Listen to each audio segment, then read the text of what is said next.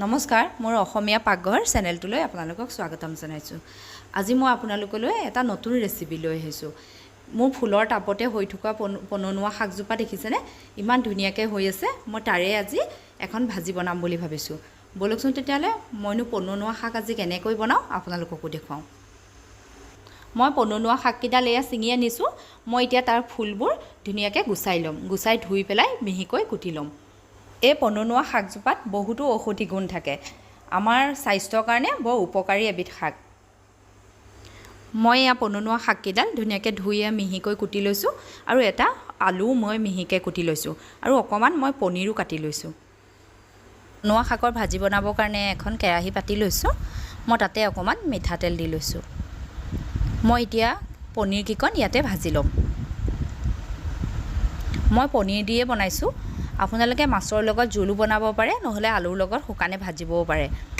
মই আমাৰ সৰু ল'ৰা ছোৱালীকেইটাই শাকৰ ভাজি খাই বেয়া পায়, সেইকাৰণে মই পনীৰৰ লগতে অকণমান বনাই দিছোঁ।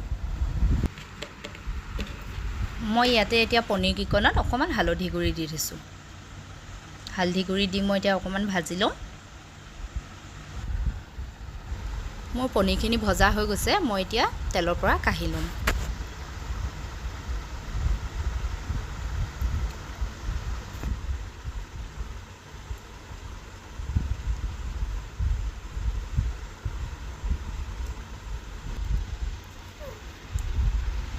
মোৰ ৰৈ যোৱা তেলখিনিতে এতিয়া মই মিহিকৈ এটা পিঁয়াজ ডাঙৰ চাইজৰ কাটি লৈছোঁ আৰু এটা শুকান জলকীয়া ইয়াতে দি লৈছোঁ।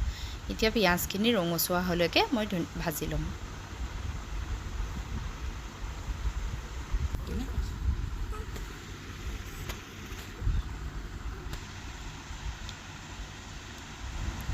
মোৰ পিঁয়াজখিনি ভজা হৈ গৈছে। মই ইয়াতে এতিয়া আলুটো দি দিম।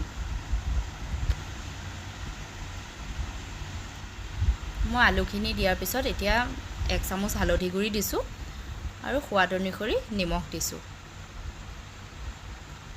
মই এতিয়া লৰাই ভাজি ল'ম।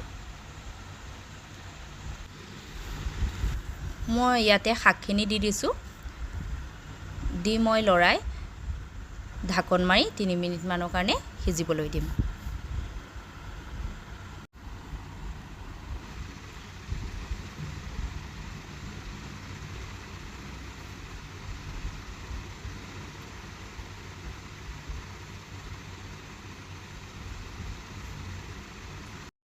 মই ঢাকনখন উদঙাই দিছোঁ। উদঙাই দেখিছেনে? শাকখিনি ধুনীয়াকৈ সিজিছেই, আলুও সিজিছে। মই এতিয়া ইয়াতে পনীৰকেইখন দি দিম।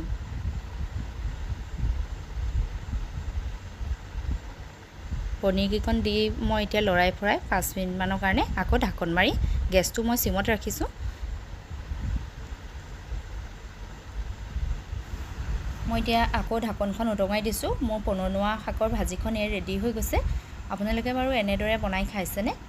বনোৱা নাই যদি এবাৰ বনাই খাই চাবচোন।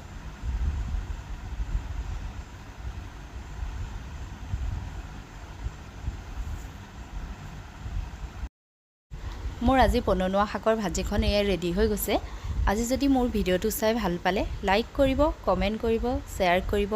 যিসকলে এতিয়াও মোৰ চেনেলটো ছাবস্ক্ৰাইব কৰা নাই, প্লিজ চেনেলটো ছাবস্ক্ৰাইব কৰি ল'ব। ধন্যবাদ।